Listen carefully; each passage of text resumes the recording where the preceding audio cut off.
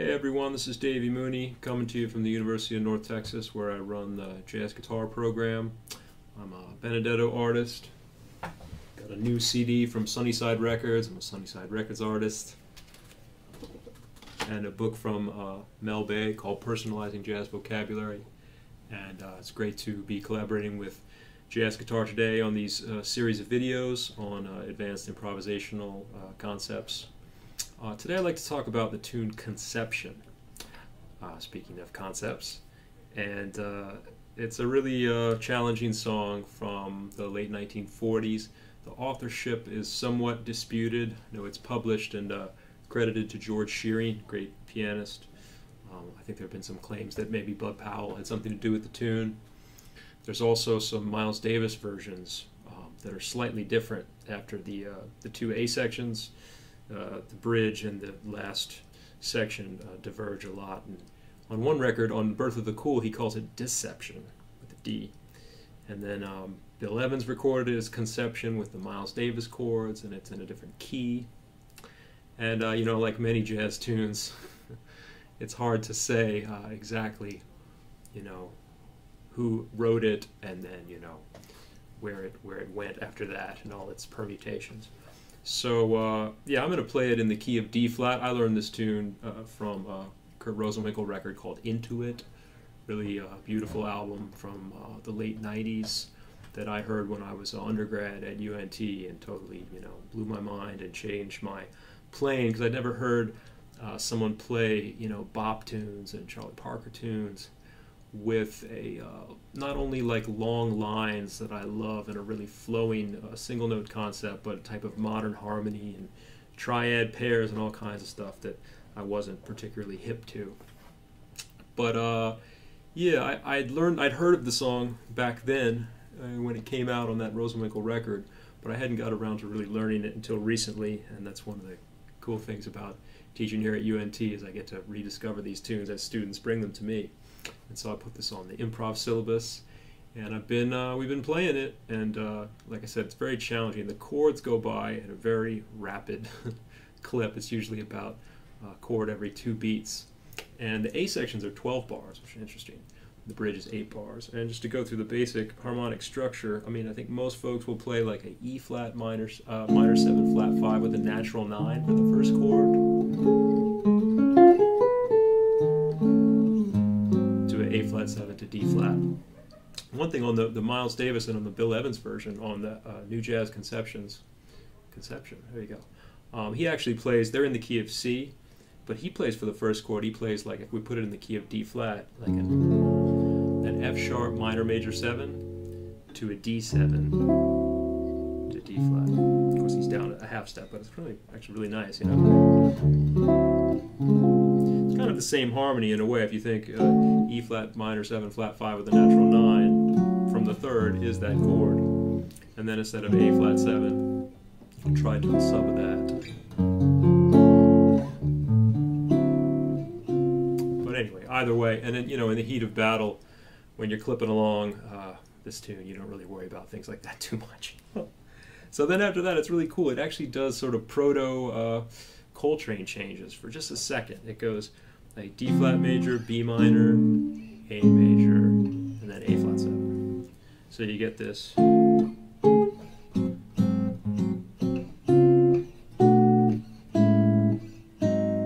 you know, instead of going through that cycle, the train, you know, and I wonder if this is, you know, we're always trying to figure out where Train got the Giant Steps changes from. You know, there's a lot of contenders. Blue Rose, Duke Ellington. There's a Ravel piece. The name escapes me right now. And you know, of course, the Bridge of Heavy Memphis Jones. But let's throw Conception into the ring too. Maybe he thought, oh, I'll keep doing that. Anyway, and then the thing about this tune, one of the things about this tune is these endless cycles of 2 5s and 5 1s and things like that. So right when you get to, so you're on this A flat 7,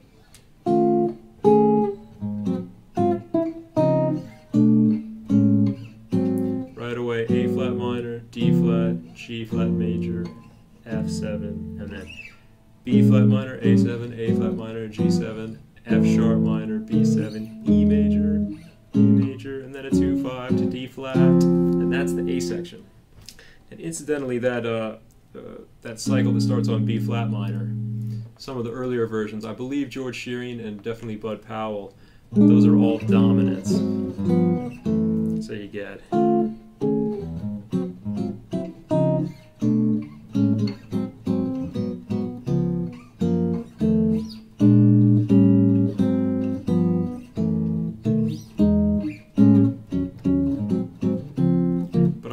I believe the version that I learned it from, those are minor. Every other one's a minor. It's B flat minor, A7, A flat minor, G7, F sharp minor. And like I said, in the heat of battle, man, it doesn't. It's one of those things that you don't have to worry. It goes by so fast, you don't have to worry so much about that. I think it's okay to make it be like a normal 2-5-1 with the tritone sub. And yeah, the bridge is a little easier. The bridge goes, you do that A section twice, obviously. There's a 2-5 in the key of E.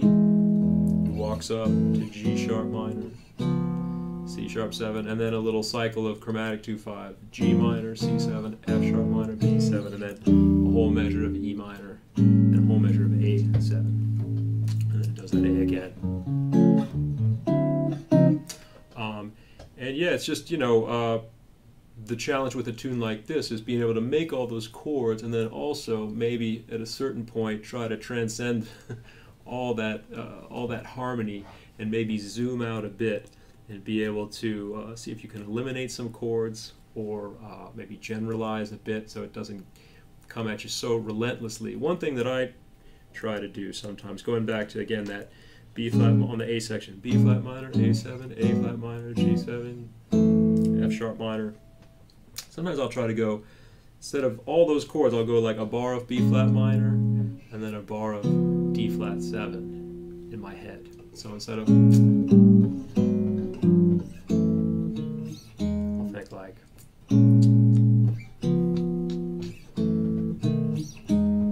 just to give myself a break. And I do that in, that progression comes up in a lot of tunes. I think about, on the tune You Don't Know What Love Is, on the A sections where you have like, the meaning of the blues, you don't know. Sometimes I'll go, instead of going F minor, E7, E flat minor, D7, D flat, I'll go like F minor, A flat 7, D flat. Just to get out of that, those endless cycles. Same thing like on Autumn Leaves when you have like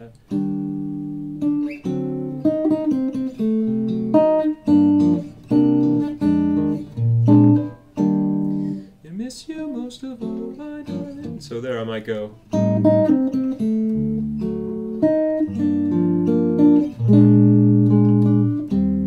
Go right from G minor to B flat 7 to E flat, just to get out of it. But again, it's cool to also go, think about, ornithology, that last bit where you got B minor, B flat 7, A minor, A flat 7, G. Just play off every chord. So on the one hand, I like to be able to do that, play on each chord and have a little a way to get through it, but also at times try to relax that a little bit, for musical, artistic reasons, and just I think it can break up like I said, like the relentless clip of that harmony. And beyond that, it's kind of like this similar approach I take to playing things like Coltrane changes, anything with really complicated, just, it's not that the changes are that strange in this song, it's just there's so many of them. I look for the commonalities, There's what is Bud Powell on Inner Fires on that album. I know for the first little bit, he just stays on A flat, the note A flat, because that note works.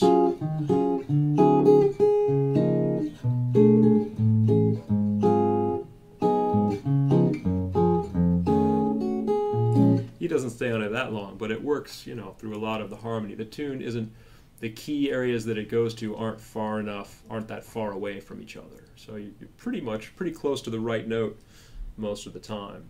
And so I try to play off that, do little, pedal points and little pivots.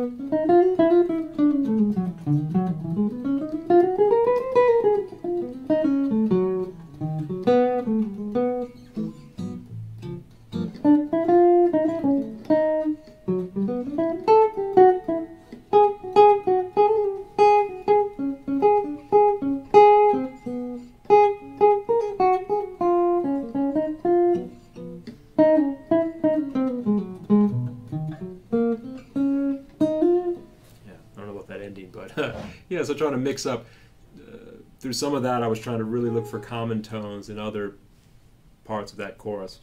I was really just kind of running the changes with chromaticism and thinking about, you know, the little chord shapes that I like to base what I'm doing off of when something goes at that fast of a harmonic rhythm. I don't have that much time to play scales. Although I'll leave you with one more thing from the great solo that Kurt Rosenwinkel does on this. It blew my mind looking at a student transcribed it and brought it in. And on the first A section, I can't play the whole A section, but I remember, you know, he's playing along, playing over the changes. He actually kind of generalizes a bit over this part. He gets to he gets through all this. So then there's a 2-5 to E, and on the 2-5 to D flat that comes after that, he goes, which of course is a, you know, a D flat major scale or a straight E flat Dorian, and that just blew my mind. I was like, can you do that? And it sounds cool. So check it out, and check out. I'll play I guess about 3 choruses of this thing, and try to show you what I like to do in this. All right, thanks.